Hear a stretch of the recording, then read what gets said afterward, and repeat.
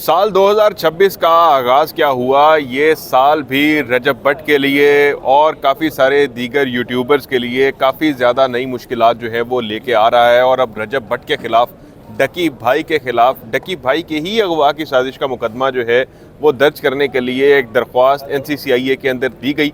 वो दरख्वास्त जो है वो वहाँ पर सुनी ना गई। उसके बाद अब जो पटिशनर हैं उन्होंने ये लाहौर के अंदर 22A 22B की रिट यानी कि मुकदमा दर्ज करवाने के लिए ये रिट जो है वो दायर कर दी गई है।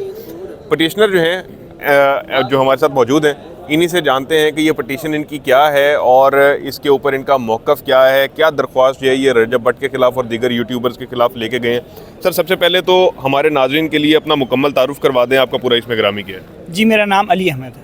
अच्छा अली भाई, ये बताइएगा, ये जो दरख्वास्त आपने NCCIA में दी थी, इसमें आपने क्या जो है वो इसका मतन क्या है, क्या दरख्वास्त आपने दी है, ज़रा खुद अपनी ज़ुबानी हमारे नाज़रीन को बताइए। इसका मतन एंटी सोशल है। ये इसमें इन्होंने पूरा एक प्लान किडनैपिंग की डकी के भाई की, मुनीब की।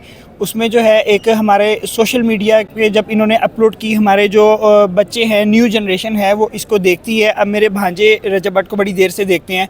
उन्होंने जब ये वीडियो देखी, कुछ दिन पहले उनका कोई स्कूल में क्लास फेलोज़ का आपस में झगड़ा हुआ, तो वो भी घर में डिस्कस कर रहे थे बात को कि हम भी जिस तरह रजब भट्ट ने उसको उठाया तो हम भी इस तरह उठाएंगे। तो सोशल मीडिया के थ्रू जो है ये इनका यंग जनरेशन पे, हमारे जो स्टूडेंट्स हैं, हमारे जो आने वाली नई कौम है, उस पर बहुत बुरा इफेक्ट पड़ रहा है।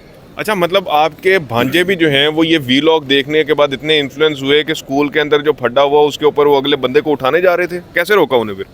उन्हें बस फिर मैंने ब्रीफ किया कि नहीं, ये चीज़ गलत है। अगर दुनिया में अगर आपने किसी ने आपको कुछ कहा या तंग किया, हमारे बहुत सारे कानूनी मामलात हैं। कराची में रजब भट्ट के साथ जो हुआ, मैं उसकी पूरी मजम्मत करता हूँ। वकला हज़रात ने उसके साथ मारपीट की, लेकिन हम जो है एडवोकेट मियां मुनीब तारिक साहब के थ्रू इस पर लीगली एक्शन लेंगे। लीगली तौर पे जो है पूरा कानूनी तरीके से इस पर काम करेंगे। मुनीब तारिक साहब, आपसे मैं बात करना चाहूँगा, आपसे जानूँगा कि ये बताइएगा प्लीज़ कि ये मामला जो पिटीशन आप लोगों ने दायर की है, क्या पिटीशन दायर की है, इसके अंदर क्या आप लोगों ने हिस्सेदार रखी है, ज़रा ये तफसीलन बताइए। जी, सबसे पहले तो जो भी पिटिशनर जब भी जाता है अपने इंदराजी मुकदमे के लिए, तो पहले नंबर पर तो जो भी इन्वेस्टिगेटिंग ऑफिसर है वो अकॉर्डिंग टू लॉ उसका पाबंद है कि वो उस पर FIR वो रजिस्टर्ड करे, क्योंकि this is the first information report और देन उसके बाद इन्वेस्टिगेशन होती है। तो इसमें ये हुआ कि जो पिटिशनर को पहले तो एप्लीकेशन लेने से इनकार ही हो रहा था, उसके बाद फिर इसकी एप्लीकेशन बड़ी मुश्किल से एक्सेप्ट की गई, लेकिन उसको जो है ना वो फर्दर प्रोसीड के वाले से मुश्किलात का सामना था। तो इस वाले से हमने जो है वो 22A 22B की एक पिटीशन दायर की है, जिसमें 30 जनवरी इसमें डेट हुई है और जो डिप्टी डायरेक्टर NCC को नोटिस इसमें जारी किए कि आप इसमें रिपोर्ट सबमिट करें। अच्छा, ये बताइएगा मुनीब साहब कि ये जो दरख्वास्त जो आप लोगों ने NCCIA में दी थी, उसके अंदर क्या वो उस दरख्वास्त को दाखिल दफ्तर कर दिया गया है? जो आप 22A 22 की तरफ गए हैं, उसके ऊपर प्रोसीड नहीं किया जा रहा, उसको खारिज कर दिया गया, क्या मामला? नहीं, खारिज नहीं हुई, वो अभी अंडर प्रोसीड है, उसमें प्रोसेसिंग जारी है, लेकिन अभी तक उसमें कोई दूसरी पार्टी को कोई नोटिस जारी नहीं हुए या मतलब खातर खा इसके ऊपर इतनी उसको तवज्जो नहीं दी जा रही। तो इस वाले से हम जो है ना वो 22A 22B की पिटीशन हमने फाइल की इसमें। अच्छा, ये बताइएगा प्लीज़ कि ये जो मामला आपने देखा, जो वीलॉग्स जिनका लिंक भी जो है वो आप लोगों की तरफ से जो NCCIA में दरख्वास्त दी गई, उसमें वो लिंक्स भी दिए गए हैं, तो आप इससे क्या ऐसा मनफी असर पड़ा मुआशरे के ऊपर? जैसे अभी जो मुद्दई थे वो भी बता रहे थे कि इसके अंदर इनके भांजे भी जो हैं वो उस तरह की प्लानिंग करने लग गए थे कि स्कूल के अंदर से किसी बच्चे को उठा लें, जैसे रजब भट्ट ने डकी भाई के जो है वो भाई को उठाया।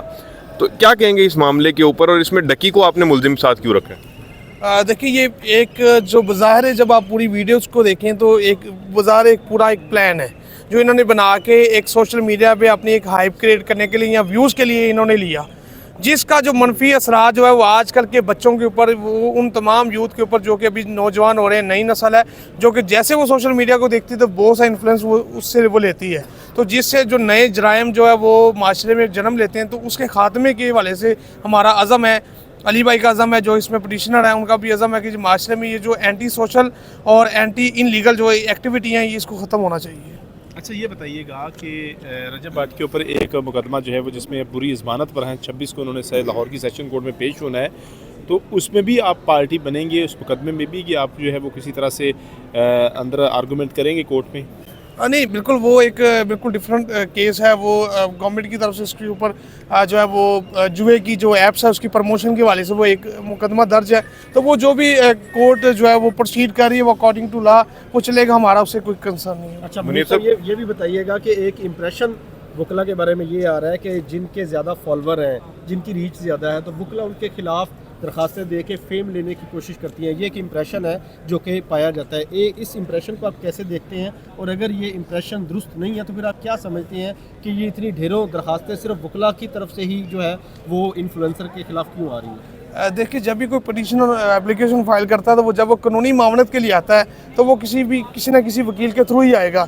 अब जैसे रजब बट ने उसने अगर बेल अप्लाई की तो किसी वकील के तहत ही उसने बेल अप्लाई की। तो इसमें ये तासर देना कि वकील किसी के खिलाफ, तो वकील को ना व्यूज़ की ज़रूरत है ना ही उसको अपनी फेम की ज़रूरत है। वो अपनी ज़ात के अंदर ही वो बादशाह होता है, उसको किसी की ज़रूरत नहीं है। तो लिहाजा जो कानूनी मामलात है, इवन कि आपने देखे हैं कि जितने भी प्राइम मिनिस्टर ऑफ पाकिस्तान आएंगे, जितने भी गुजर चुके हैं, इसके अलावा भी जितनी बड़ी शख्सियत है, तो उन्होंने अपने मुकदमात को प्रोसीड के लिए वकला को किया है। सर मेरा ख्याल है ज़रूरत तो होती है लाइक्स की, क्योंकि वकला भी टिकटॉक बनाते हैं, वो भी चाहते हैं कि उनकी रीच बढ़े, लोग उनको देखें। तो मेरा ख्याल है ये बात दुरुस्त शायद नहीं है कि वकला को जो है वो फ़ैन फॉलोइंग की ज़रूरत नहीं होती। देखिए, उसमें अगर आप अपना जो पैगाम लोगों तक पहुंचाना चाहते हैं, कोई लीगल प्रोसीड करना चाहते हैं, या आप लोगों को सॉफ्ट मैसेज देना चाहते हैं, तो उसमें तो कोई दूसरी राय नहीं है। वो तो वकला की भी इस तरह की इंटेंशन होती है कि उनको थ्रू आउट वर्ड देखा जाए, उनकी रिकॉग्नाइजेशन हो, उनको जो है वो पता लोगों को चले कि ये लॉ अवेनिंग पर्सन है या नहीं है। तो अच्छा मुनीर साहब, ये बताइएगा प्लीज़ कि रजब बट की तरफ से जो उनके बाकी केसेस हैं उसके अंदर एक बहुत बड़ा नाम, यानी कि जो पाकिस्तान की वकालत का एक बहुत बड़ा नाम है, बैरिस्टर मियां अली इशफाक, वो पेश हो रहे हैं। अभी आपने 22 से 22B की रिट जो है वो दायर कर दी है। तो बैरिस्टर मियां आपका इस मामले में अदालत में आमना सामना हो जाता तो वो तो 2 घंटे चुप ही नहीं करते। क्या स्ट्रेटजी बनाई है मियां अली इशफाक साहब को चुप कैसे करवाएंगे अदालत में इस मामले? देखिए, वो 2 घंटे बोलेंगे तो हम उसकी निस्बत को 2 मिनट में इंशाल्लाह ताला आर्गूमेंट्स हमारे पास ऐसे मौजूद हैं कि हमें 2 घंटे बोलने की ज़रूरत नहीं पड़ेगी।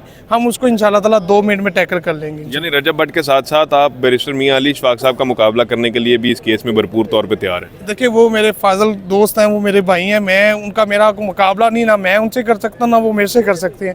बीइंग अ लॉयर, जब हमने दोनों पार्टी को रिप्रेजेंटेशन करनी होती है तो हमने अपना मौक़िफ़ देना होता है। तो मेरा मौक़िफ़, मेरे साहिल का मौक़िफ़ बिल्कुल क्लियर है।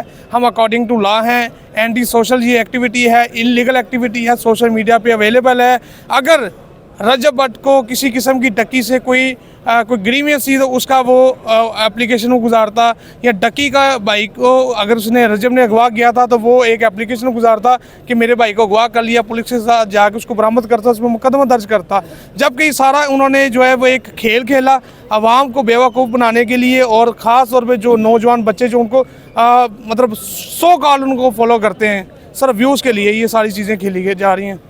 अच्छा, ये बताएं प्लीज़ कि आप ये कह रहे हैं कि उन्होंने ड्रामा रचाया अगवा का और प्रैंक किया इस तरह, तो अचानक 1 साल बाद ही आपको क्यों याद आया? जब ये वाक़या हुआ तब आपने क्यों नहीं रिपोर्ट किया? देखिए, जब मेरे साहिल ने ये चीज़ें देखी हैं या उसके साथ ही चीज़ें बीती हैं, जैसे उसे बता रहा है कि भांजा आपका भांजे के वाले से कि इसके भांजे की अपने जो है वो क्लास फेलोज के साथ स्कूल में जैसे वो झगड़ा होता है, तो उसके बाद वो एक प्लानिंग करते हैं, आपस में डिस्कस करते हैं कि जैसे रजब बट ने डक्की के भाई को अगवा किया था, इस तरह हम भी वो अपने दोस्त को जो है वो अगवा करके उसको मज़ा चखाते हैं। तो इस चीज़ का जब नोटिस लिया मेरे साहिल ने, तो उसने इस चीज़ के ऊपर एक्शन मेरे साथ डिस्कस किया कि मैं इसके खिलाफ प्रोसीड करना चाहता हूँ। तो मैंने कहा बिल्कुल आपके पास एक लीगल रेमेडी मौजूद है, आप उसको प्रोसीड करें। अच्छा, एक आखिरी चीज़ बताइएगा प्लीज़ मुझे कि जैसा कि भी आपने रजब के ख़िलाफ़ और ये बाकी यूट्यूबर्स के ख़िलाफ़ ये मुकदमे की इंदराज के लिए 22 से 22B की पटिशन दी है।